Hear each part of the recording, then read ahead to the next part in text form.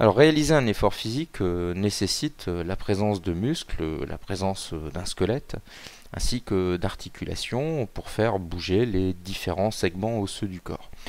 On va parler d'un système musculo-articulaire. On verra dans cette capsule que ce système musculo-articulaire est un ensemble assez fragile.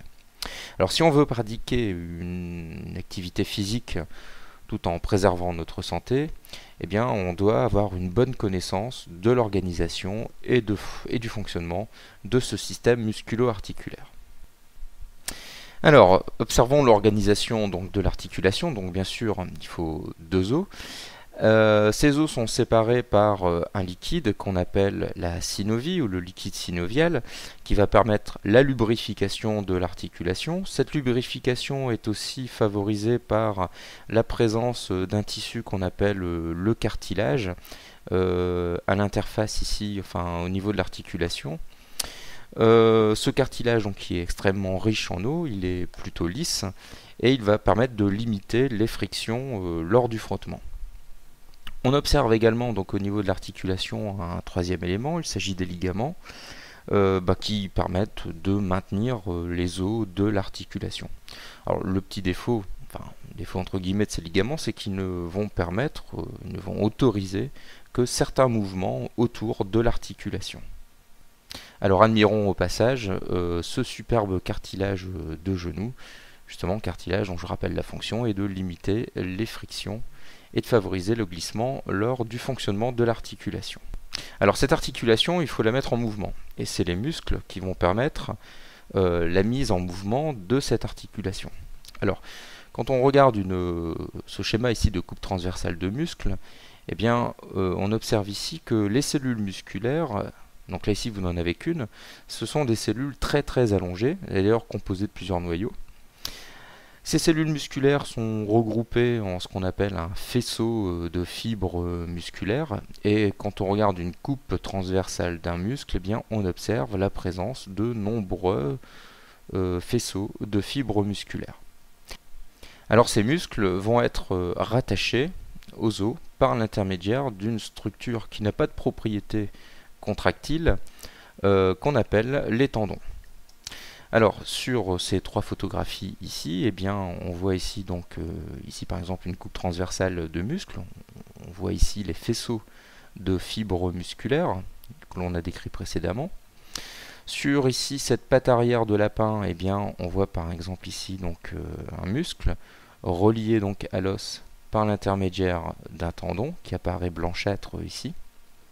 Et ici, sur cette troisième photographie, on observe la présence d'un tendon. Ici, il s'agit du tendon d'Achille, hein, la structure fibreuse blanche que vous voyez là.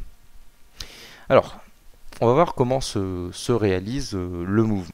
Alors, il y a deux mouvements possibles autour de l'articulation. Donc, un mouvement, par exemple ici, si je prends concernant le bras par rapport à l'avant-bras, donc au niveau de l'articulation du coude, il y a un mouvement d'extension qui est possible, ou alors un mouvement de flexion. Alors au niveau d'une articulation, le muscle qui va permettre la flexion va être appelé le muscle fléchisseur, et le muscle qui va permettre à l'articulation de se retrouver en extension va s'appeler le muscle extenseur. Alors sur cette petite animation, on voit bien ici donc il y a contraction du muscle fléchisseur, relâchement du muscle extenseur, tandis que quand on remet l'articulation en position d'extension, eh bien, le muscle fléchisseur, au contraire, se relâche et il y a contraction du muscle extenseur. Les deux muscles fonctionnent donc de manière, on dit, antagoniste. Quand l'un est contracté, l'autre est relâché et vice-versa. Alors, les accidents musculo-articulaires sont de trois types. Voyons tout d'abord donc les accidents qui concernent, on va dire, la partie osseuse de l'articulation. Donc la plus connue, ça vous connaissez, il s'agit par exemple des fractures, donc où l'os est carrément cassé ici, donc on l'observe sur cet exemple au niveau du radius par exemple. Il peut y avoir des fractures qui sont un petit peu plus discrètes, qui apparaissent lors d'une sollicitation répétée de certains os par exemple, au niveau d'une articulation. Ça peut être des appuis prolongés ou répétitifs, hein, qui fragilisent en fait la structure osseuse. C'est ce qu'on appelle les fractures de fatigue, comme par exemple ici au niveau du pied, au niveau du troisième métatarsien. Donc on voit ici cette petite fracture de fatigue. Bon, en général, il y a mise en repos donc de l'articulation et la fracture se résorbe. Enfin, il y a un tissu ici qui se met en place, hein, un cal osseux qui se met en place, et l'os est, on va dire, réparé. Alors en ce qui concerne les accidents musculaires, donc bon, ça peut aller de la simple contusion, c'est-à-dire un coup sur le muscle, donc ça, ce qu'on appelle la béquille par exemple, hein,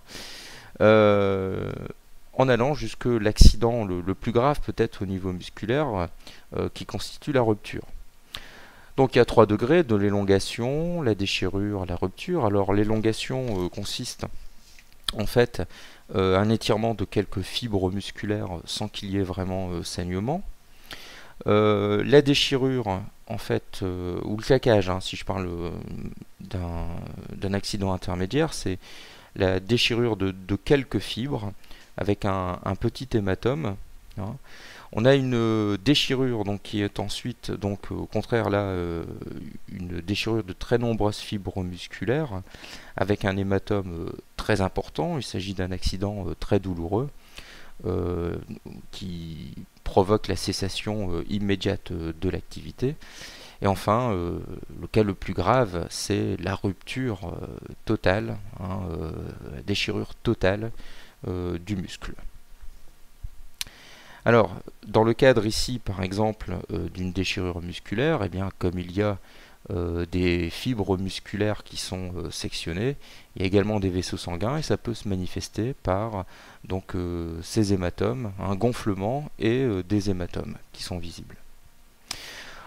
Quand on regarde donc ici, donc en imagerie médicale, eh bien, on voit très bien ici, au niveau des adducteurs, vous voyez cette tache blanche qui correspond en fait à un épanchement, une hémorragie en fait, hein, provoquée par la rupture des fibres musculaires et des vaisseaux sanguins. Alors il peut y avoir des accidents qui sont liés donc au tendon, c'est-à-dire la partie terminale du muscle qui permet, enfin qui est reliée au niveau des os et qui va permettre donc à l'articulation de bouger. Alors là, il y a 2 types d'accidents, donc il y a les tendinites pures et il y a les bursites. Alors les bursites, ce sont en fait des inflammations, des petits coussinets de protection que l'on a ici, par exemple, autour du tendon.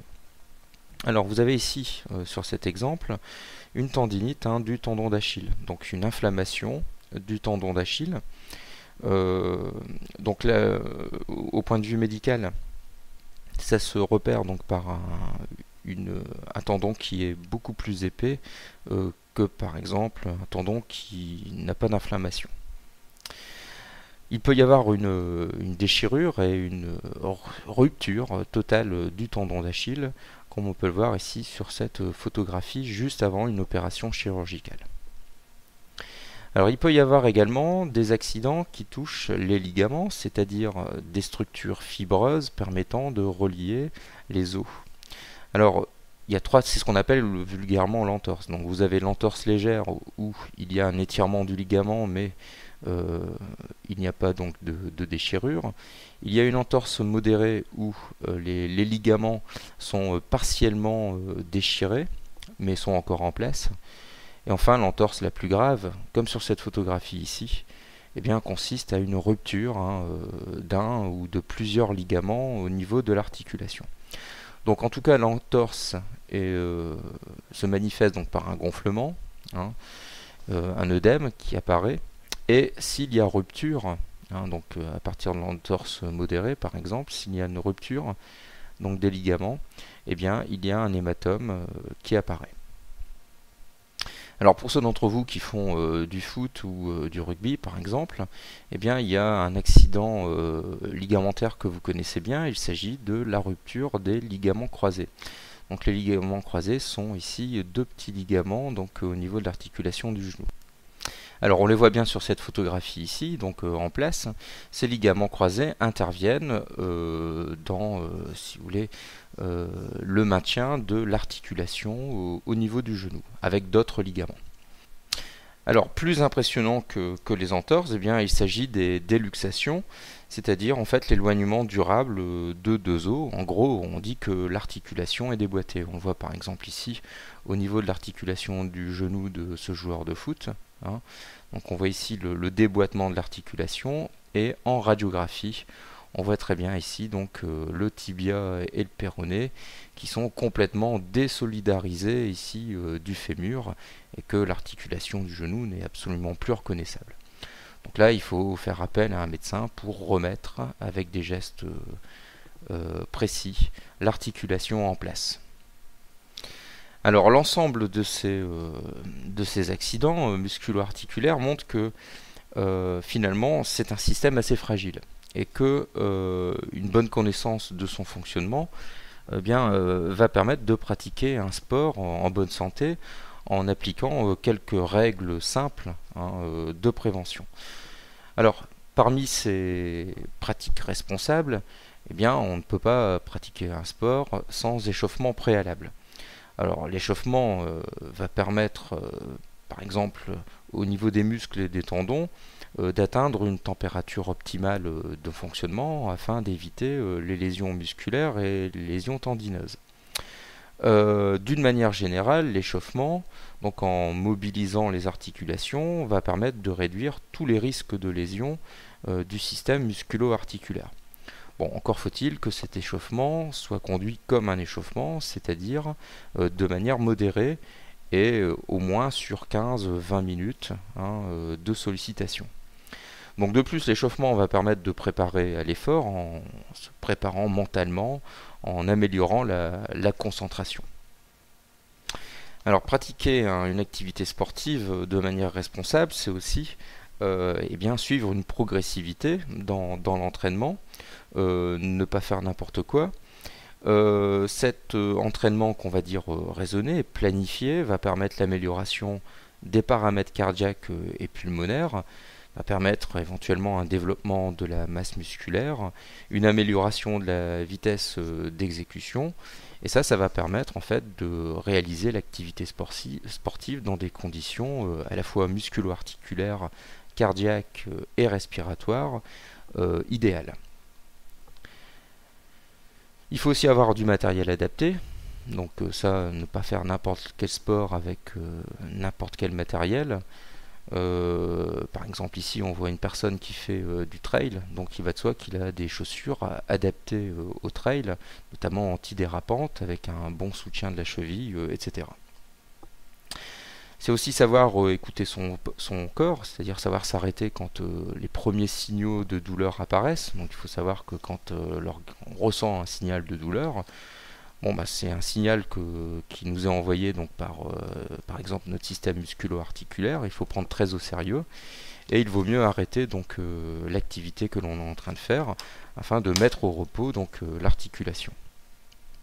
C'est éviter aussi le surentraînement, hein, qui va être cause de fatigue et de troubles immunologiques.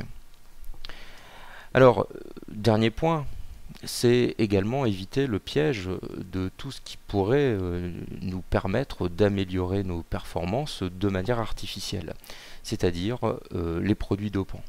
Alors que ce soit des amphétamines, que ce soit de l'EPO, que ce soit l'hormone de croissance, des stéroïdes anabolisants comme la testostérone par exemple, ou les transfusions sanguines.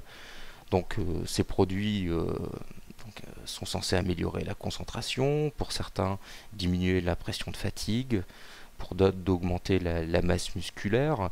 Certains augmentent le VO2 max en augmentant l'endurance, mais le problème de tous ces produits, c'est le dénominateur commun, c'est que les risques cardiaques sont bien plus importants.